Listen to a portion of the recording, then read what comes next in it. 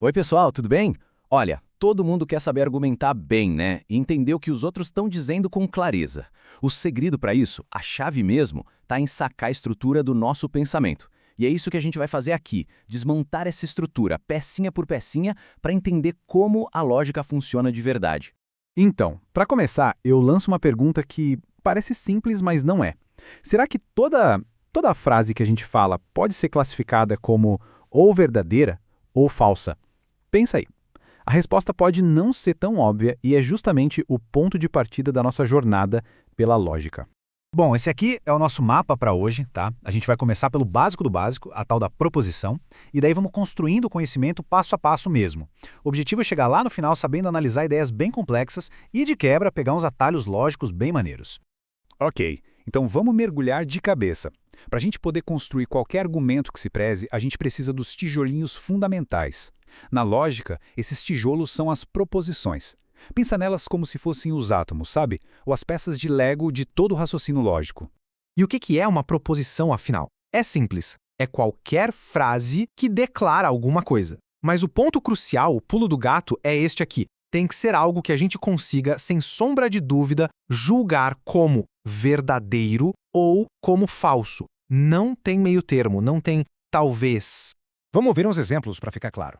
Fortaleza é capital do Ceará. Isso é uma proposição verdadeira. 10 igual a 5 mais 5. Verdadeira também. Agora, olha que interessante. O gato late também é uma proposição. Claro, ela é falsa. Um gato não late. Mas o que importa é que a gente pode dar um valor para ela. É essa capacidade de avaliar que dá o poder todo para a lógica. A mesma coisa com Paulo Henrique é professor. Ou é verdade, ou é mentira. Para a gente entender de verdade o que uma coisa é, às vezes o melhor jeito é entender o que ela não é. Então, que tipo de frase fica de fora desse clubinho da lógica proposicional? Essa comparação aqui deixa tudo bem claro. Uma exclamação tipo caramba! Isso aí expressa uma emoção, não um fato que pode ser V ou F. Ou uma pergunta.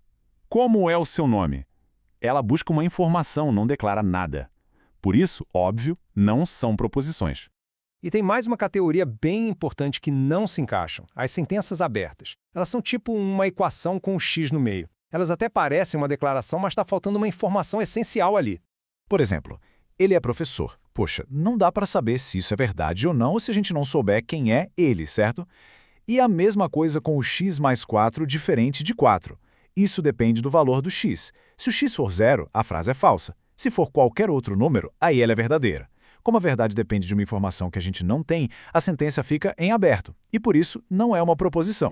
Beleza, agora que a gente já sabe o que é e o que não é uma proposição, vamos conhecer as 3 leis que mandam em tudo. Pensa nelas como as regras do jogo que ninguém pode quebrar. Primeiro, o princípio da identidade. Se algo é verdade, é sempre verdade. O valor não pode mudar no meio do caminho. Segundo, o da não contradição, que é bem intuitivo. Uma coisa não pode ser verdadeira e falsa ao mesmo tempo. E para fechar, o do terceiro excluído, que diz que não tem talvez. Ou é verdadeiro, ou é falso. Acabou. Essas 3 regrinhas garantem que o sistema todo seja confiável e consistente. Legal. Até agora a gente só lidou com as ideias simples, os nossos átomos. Mas a mágica da lógica acontece de verdade quando a gente começa a juntar esses átomos para formar moléculas de pensamento, sabe? Ideias mais complexas. E uma proposição composta é basicamente isso. 2 ou mais proposições simples que a gente amarra com um conectivo lógico, tipo e, ou, se então. E o mais legal é que a verdade da frase inteira agora depende de 2 coisas: da verdade de cada pedacinho e da regra do conectivo que está juntando eles. Com tanta combinação possível, como é que a gente consegue analisar uma frase complexa dessas de um jeito organizado? A resposta está numa ferramenta que é, nossa, poderosíssima: a tabela verdade. E olha só, antes mesmo de começar a desenhar a tabela, a gente já pode saber o tamanho exato dela com essa formulinha aqui, 2 elevado a n. O 2 representa as 2 únicas possibilidades que existem, verdadeiro ou falso. E o n é o número de proposições simples que a gente está misturando. Vamos fazer um teste rápido? Se a gente tiver 3 proposições simples, vamos chamar de P, Q e R. Quantas linhas, ou seja, quantas combinações possíveis de verdadeiro e falso a nossa tabela vai precisar ter? Exato, 8. É só usar a fórmula 2 elevado à terceira potência. Isso é 2 vezes 2, que dá 4, vezes 2 de novo, que dá 8. Isso quer dizer que existem 8 cenários diferentes que a gente precisa analisar para cobrir todas as bases. E é essa a cara da estrutura. A tabela organiza de um jeito super sistemático cada uma dessas 8 combinações.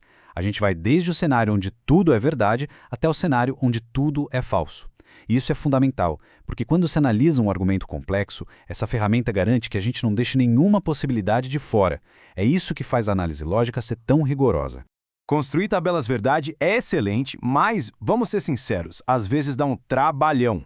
Quem já manja do assunto usa uns atalhos, e é isso que a gente vai ver agora, as equivalências lógicas, que são os truques para simplificar a vida e entender os argumentos muito mais rápido.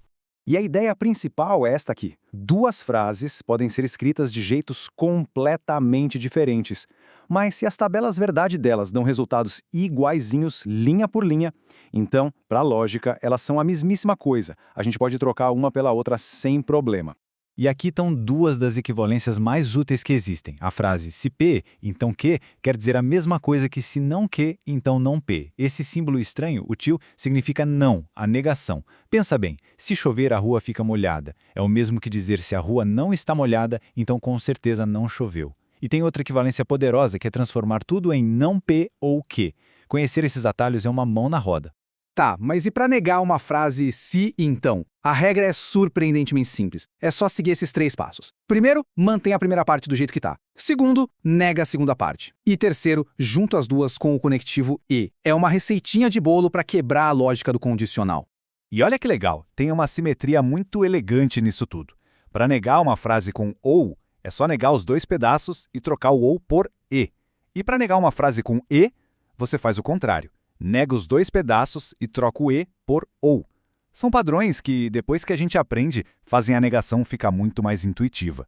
E isso tudo nos leva a uma reflexão final, né? A gente acabou de explorar um sistema super binário onde tudo é preto no branco. Ou é verdadeiro ou é falso. No nosso mundo, que é cheio de nuances, de debates, de opiniões, qual é o valor de dominar um sistema de pensamento que é tão absoluto? Talvez a clareza que a gente tanto busca comece justamente aqui. A gente se vê na próxima.